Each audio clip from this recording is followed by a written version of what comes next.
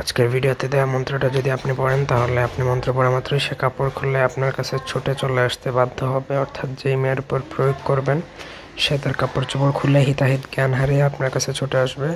তখন আপনি চাইলে তার সাথে সহবাস করতে পারেন, তাকে বশীভূত করতে পারেন, বিয়ে করতে পারেন, বা তার সাথে আপনার প্রেম করতে পারেন, ভালোবাসার প্রপোজাল দিতে পারেন। সব কিছুতে সে রাজি হবে।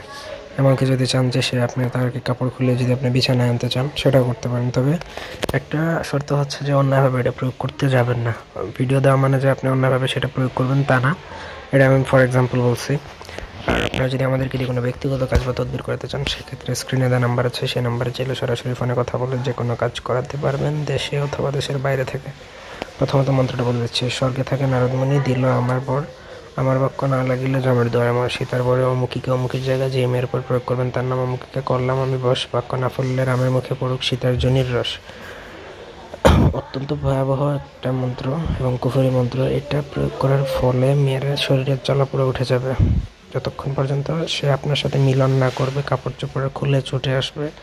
এটা প্রয়োগ করার জন্য আপনাকে হয় তার কাপড় সংগ্রহ করতে হবে অথবা তাকে কিছু খাওয়াতে হবে। এই দুইটা উপায় ছাড়া অন্য কোনোভাবেই সেটা সম্ভব না।